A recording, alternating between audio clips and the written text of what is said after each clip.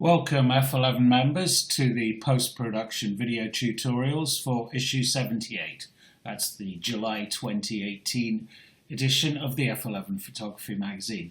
On the screen in front of you is a shot that I did in Guimarães in Portugal, and it's a shot of the statue of King Alfonso I with the moon behind him. And you may have read already the behind the lens feature on this particular shoot and that trip, where I mentioned it was quite a tricky situation to tackle because this picture involved both exposure merging and focus stacking.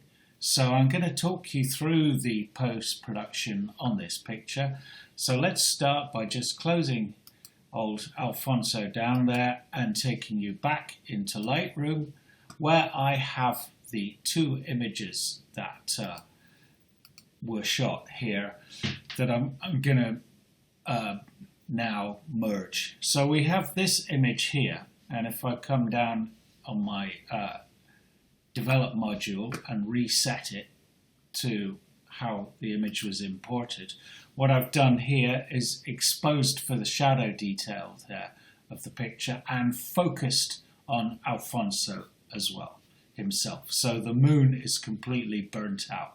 There is, however, detail in the sky, although it's not apparent at this stage. And then I have this frame here, which is exposed for the moon and focused for the moon as well. And what I'm going to do is merge them.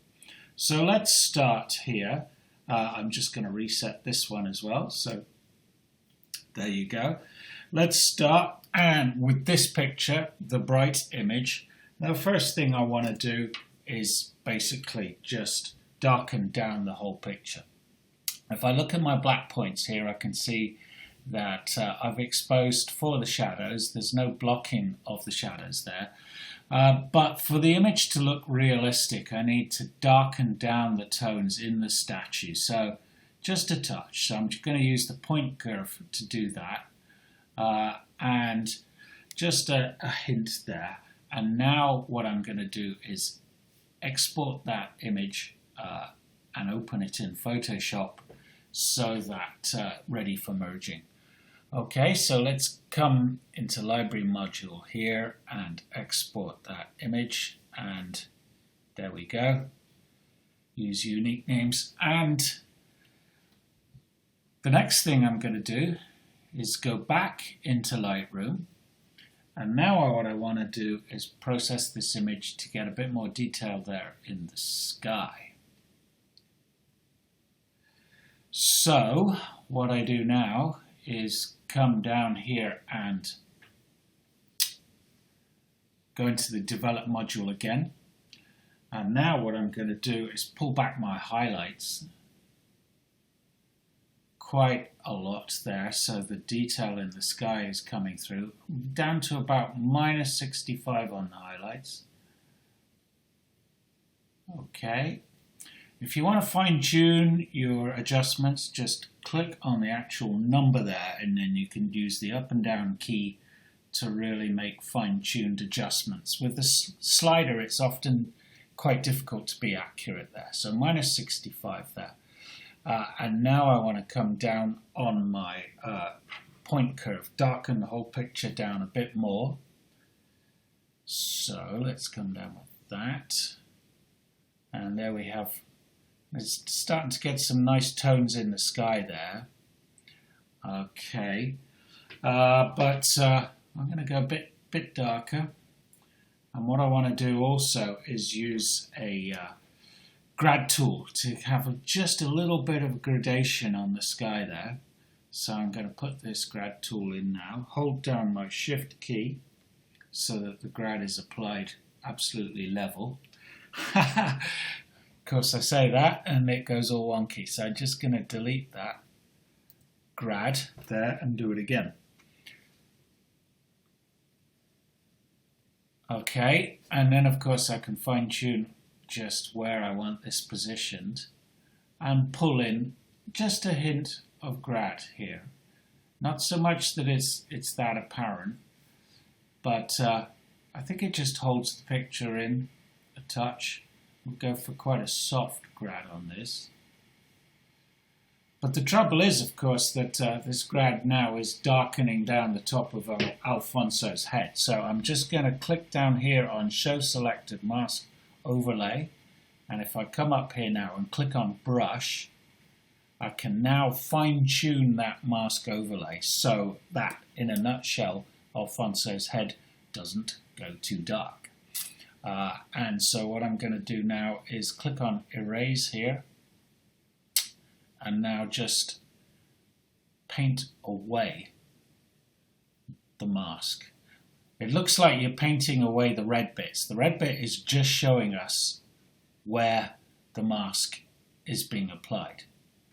And you'll notice that over here in this box I've got the Auto Mask button enabled so that Lightroom will pick up that hard edge and help me to select just his head. Let's just get now a bigger brush size. Okay, and paint that away there. Click off my mask overlay now, and now I've got that grad applied to the top of the sky, and but not to his head. I'm just going to dial in just a hint more of that. Again, select the number and then use my up and down keys on the keyboard to make the adjustment.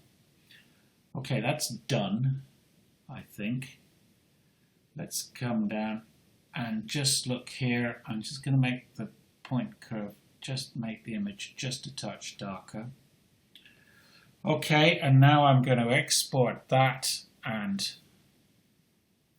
open it in Photoshop. I'm just going to pause you while that's happening. So here I have these two images now open in Photoshop, but now I need the one that is got the moon sharp in it. So I'm going to go back into Lightroom and look at this frame here. And now if I go to develop on this one, all I want to do really is just pull back the highlights a touch so that the detail in the moon is more apparent. Okay, I don't want the moon to be too dark, otherwise it's going to look unrealistic. So I'm going to pull back the highlights to about -20 there and do nothing else. That's all I want this frame for, the sharp moon. So let's now open this in Photoshop.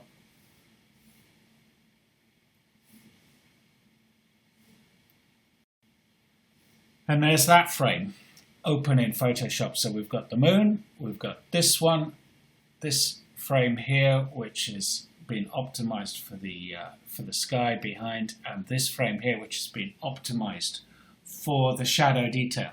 So the first thing I'm going to do is just take this one here, select all of it. I'm going to bring my actions into the frame here. Select, cut and close, play that action, and now I'm just going to paste that on top of the other one here, the brightest image there. Okay, so for the moment, well, let's just think what I want to do now before I go any further. So I just want to bring through a little bit more of the shadow detail that's there in the statue. So what I need to do is apply a layer mask.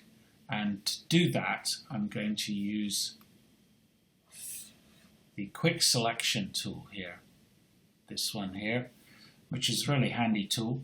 And if I just move it around there, you can see it's very quickly picked up the edge here of Alfonso. It's missed his sword though. So I'm just going to come up there and it picks up his sword. Really impressive, isn't it? Now normally I would feather this selection, but it's got such a definable line, I'm going to experiment with applying a mask with no feathering applied at all. So if I go layer and layer mask, and then what I want to do is reveal my selection so I can see the brighter bit underneath. And in fact, I've gone the wrong way round. I want to just go back on that, on the history here, So easy to get confused with this. Go back to my selection and go to my layer mask. And what I want to do is hide the selection, because that's the dark bit on top. I want to see the brighter bit underneath. So go there, and that works really quite well, doesn't it? And what's more, excuse me, you cannot see. There's no discernible sort of gruesome edge effects to that picture. Where the selections worked really well. What I might do now is just come to my layers here and select that background layer there, the underneath the brighter layer here. Come up, Image Adjustments, Curves, and just now take my curve selection here and just darken that down a touch.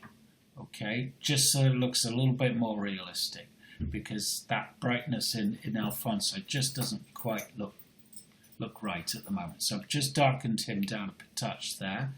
Okay, so now we need to deal with the moon.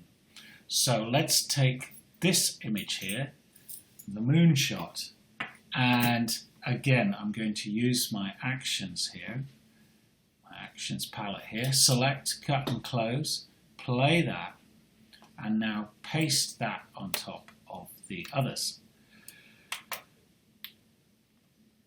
And so what we have now is, go to my layers palette. Where's it gone? It's hidden under here. Now Photoshop has put that underneath the other layers for some reason. Don't ask me why, but that's all right. I can just move it comme ça. Just drag it so it's the top layer now, and there you can see we have the moon. If I click the window off, we can see the layers beneath with the layer mask applied. So what I need to do now is actually now just paste that moon into the picture, but you can see the moon behind on the brighter layer has got quite a soft edge.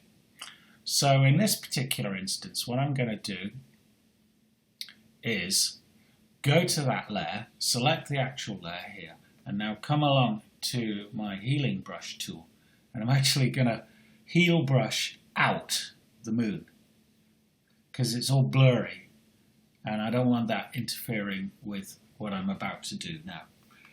Okay, so come back to my top layer here, the layer for the moon, and again I'm going to use my quick selection tool, this one here, to just select the moon.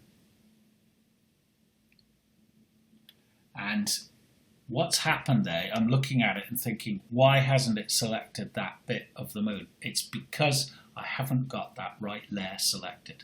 It is so easy to get confused when you're doing this. So just go back in history, make sure I've got the right layer selected, layer 2, the top layer, the moon layer. Now I make the selection using my quick selection tool, and it's selected the moon for me there really well. So now I'm going to come along here to layer mask, and I'm going to ask it to reveal my selection. So it's going to show only the bit of that top layer that I've selected, i.e. the moon. So click on reveal selection, and there we have the moon dropped into over Alfonso's shoulder. Now at the moment it doesn't look quite right. What we've got there is a moon that looks a bit too bright. If I zoom in on the image, there's a definable sort of edge around the moon, which doesn't look right either. So let's deal with that first. So I'm now going to click on the layer mask and now select my brush tool here. And what I want to do is go around with a very small brush. Zoom in a bit more, really tight in on the moon here. And now I'm going to go around with a really small brush and just soften that edge there. And to do that I need to paint in black to refine the edge selection there. So I've got that selected, the layer mask on layer 2. I come down here, I make sure I'm painting in black, and I come up here and my opacity is set at 24%.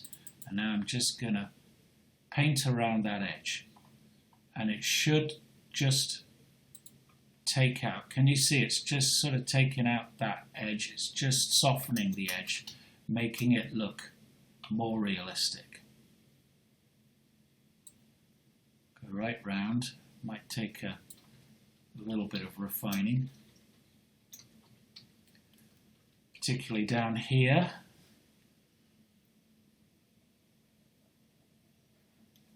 And I think that's done quite a good job. Let's just zoom back out and see what we've got here. Okay, so at the moment that looks fine, but the moon itself looks too bright, and I also want that sky to be a bit darker. So I'm going to come back to this layer here, the middle layer, the layer that was optimized for the sky. And again, go to Image, Adjustments, Curves here, and I'm just going to darken down that sky there. And that looks much more moody, doesn't it? Okay, let's go with that, but still the sky, the moon doesn't look quite realistic. So I'm going to go back to my top layer, the moon layer, and go Image, Adjustment, Curves, and just brighten the moon a touch. There were these pictures done back in the early years of Photoshop, or even before that, with multiple exposures, where people used to drop moons into well-known sites, you know, and the moon was really always well out of perspective with its surroundings. But this is a straight shot in many ways, although I've had to utilize both exposure merging and focus stacking to achieve it. But the perspective, the scale of the moon in relation to the statue of Alfonso is real. And I think what I'm really striving for here is a believable, subtle-looking picture. And I think that's worked now, don't you? We've got a nice, pleasing, you can see detail in the moon, but it doesn't look, you know, the brightness looks realistic. And we've got sharpness both in Alfonso, with good shadow detail in his statue, some nice tones in the sky. So we've used numerous techniques there, focus stacking and layer masking, both in Lightroom and Photoshop, to achieve our end goal. So I hope that was useful. It's quite an interesting exercise, and we'll move on to part 2. So see you there. Thank you.